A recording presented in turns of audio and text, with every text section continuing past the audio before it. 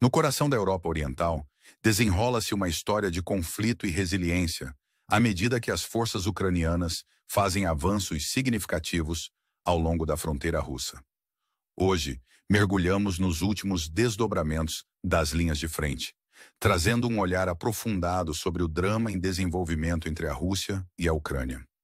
A área fronteiriça, particularmente as regiões de Sumy e Belgorod, testemunha intensa atividade. Surgem relatos de que as forças ucranianas estão avançando, especialmente na região russa de Belgorod. De acordo com vários blogueiros militares russos, as forças armadas ucranianas romperam a vila de Dimitka. Os combates são intensos, com fontes militares ucranianas afirmando ter capturado a vila. Embora essa reivindicação ainda não tenha sido verificada por imagens de drones atuais, as evidências sugerem que as tropas ucranianas estão de fato na vila. Unidades de infantaria ucranianas estão engajadas em combate na parte sudoeste de Dimitka, sob pesado fogo de artilharia russa. Isso indica que pequenas unidades ucranianas provavelmente tomaram as primeiras casas de Dimitka. Imagens de drones confirmam que a área de controle ucraniana no Oblast de Belgorod se expandiu.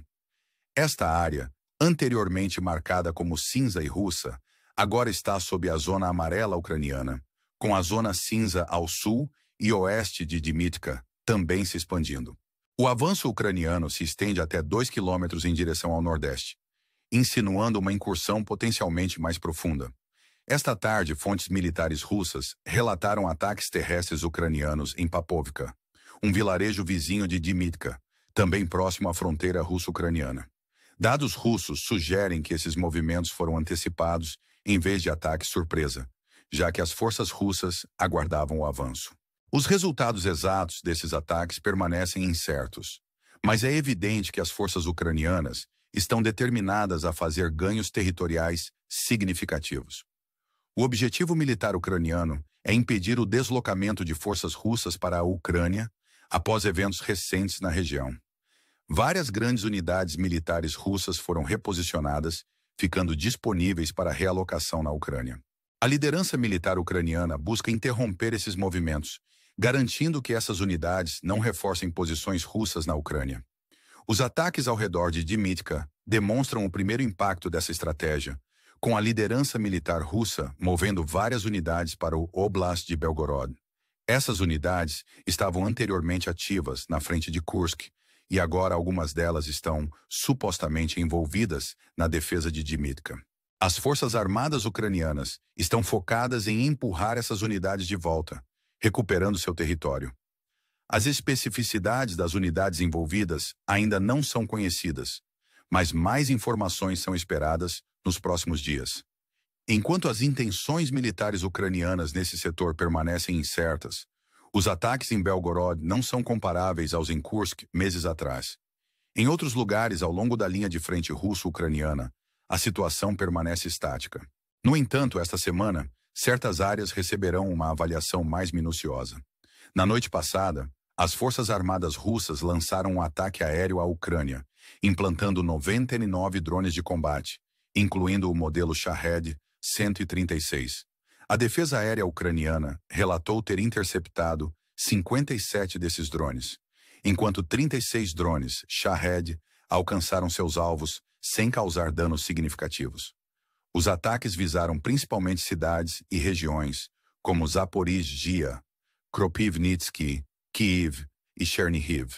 Em Zaporizhzhia, as autoridades ucranianas relataram danos a infraestruturas civis, com ondas de pressão e destroços caindo sobre edifícios residenciais e casas particulares.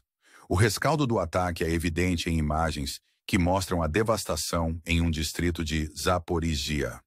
Em outras regiões afetadas, o impacto é um pouco menos severo. Esta manhã, outra onda de ataques de mísseis russos teve como alvo uma cidade, resultando em mais destruição. Imagens em vídeo revelam danos extensos a edifícios residenciais, com 74 pessoas feridas, incluindo 14 crianças, segundo autoridades ucranianas. Apesar desses desafios, a Ucrânia permanece resoluta em seus esforços de defesa. À medida que o conflito continua, as forças armadas ucranianas juntamente com unidades de inteligência militar e artilharia, lançam ataques contra ativos militares russos. Em particular, vários helicópteros militares russos no Oblast de Belgorod são alvo. Imagens de drones ucranianos capturam o momento de um ataque a 4 helicópteros russos. Ao detectar a aeronave, a artilharia ucraniana disparou mísseis, atingindo e destruindo os helicópteros.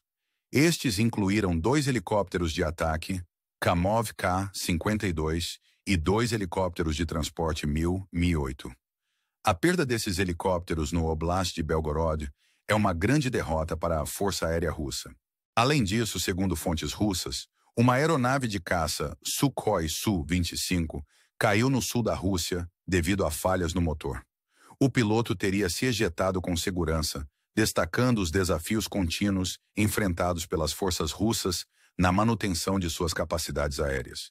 Enquanto o conflito continua, os esforços diplomáticos prosseguem em paralelo, buscando uma resolução para as hostilidades. O conselheiro de Segurança Nacional dos United States, Mike Waltz, afirmou recentemente que um cessar-fogo entre a Ucrânia e a Rússia foi assinado, com foco em infraestrutura. Este acordo teria seguido discussões entre Trump e Putin.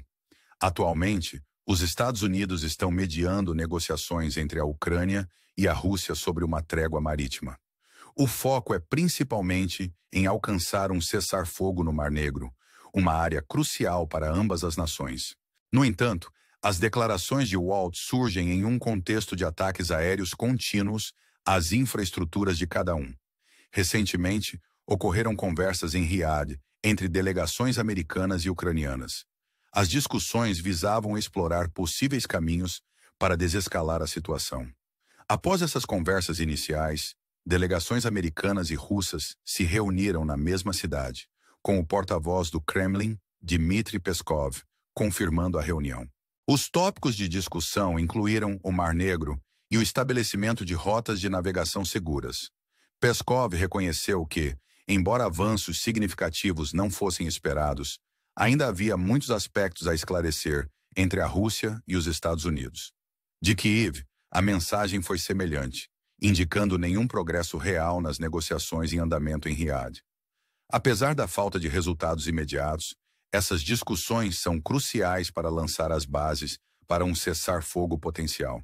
As negociações entre as delegações russas e americanas duraram várias horas, com relatos sugerindo que concluíram após cerca de 9 a 10 horas. O foco principal dessas conversas foi em alcançar um cessar-fogo parcial e explorar a possibilidade de dividir territórios. Os resultados dessas discussões permanecem em sigilo, com mais detalhes esperados para emergir em breve. Enquanto aguardamos esses desdobramentos, refletimos sobre as implicações mais amplas do conflito. A situação entre a Rússia e a Ucrânia serve como um lembrete das complexidades das relações internacionais e do delicado equilíbrio de poder. Enfatiza a importância da diplomacia e do diálogo para resolver conflitos e evitar uma escalada maior. No meio deste jogo de xadrez geopolítico, as pessoas no terreno enfrentam as duras realidades da guerra. O impacto sobre civis, infraestrutura e meio ambiente é profundo, com consequências duradouras para ambas as nações. É um lembrete severo do custo humano do conflito e da necessidade urgente de resoluções pacíficas.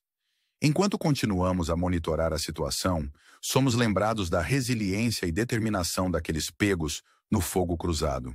Suas histórias de coragem e perseverança nos inspiram a advogar pela paz e apoiar esforços para alcançar uma resolução duradoura. Em conclusão, o conflito em andamento entre a Rússia e a Ucrânia apresenta um desafio complexo e multifacetado. É um testemunho da resiliência do espírito humano e do poder da diplomacia para provocar mudanças. Ao refletirmos sobre esses eventos, somos deixados com uma pergunta instigante. O que será necessário para alcançar uma paz duradoura nesta região? Esta pergunta nos convida a considerar nosso papel em apoiar esforços em direção à paz e reconciliação. Se você achou este relatório perspicaz, por favor, considere curtir e se inscrever em nosso canal para mais atualizações sobre esta situação em evolução. Seu apoio nos ajuda a continuar trazendo análises aprofundadas e cobertura de questões globais importantes. Obrigado por se juntar a nós hoje. Estamos ansiosos para trazer mais atualizações e insights no futuro. Até lá, mantenha-se informado e engajado enquanto navegamos juntos por estes tempos desafiadores. Ao nos aprofundarmos nas intricácias do conflito, torna-se cada vez mais evidente que a situação é mais do que apenas uma disputa territorial. É uma luta por influência, identidade e uma visão para o futuro. Tanto a Rússia quanto a Ucrânia estão em uma encruzilhada, cada uma lidando com pressões internas e externas que moldam suas respostas e estratégias. Os avanços ucranianos ao longo da fronteira não são apenas manobras militares. Eles simbolizam um impulso mais amplo por soberania e autodeterminação. Para a Ucrânia, cada vila recuperada é um passo em direção à afirmação de sua integridade territorial e à resistência contra a agressão externa. A resiliência das Forças Armadas ucranianas, apesar das dificuldades, é um testemunho de sua determinação em defender sua pátria. Por outro lado, a resposta da Rússia reflete seus interesses estratégicos e aspirações geopolíticas. O desdobramento de recursos militares e o foco em manter o controle sobre regiões contestadas destacam as apostas envolvidas. A perda de ativos militares, como helicópteros e jatos de combate, sublinha os desafios enfrentados pelo exército russo em manter suas capacidades operacionais.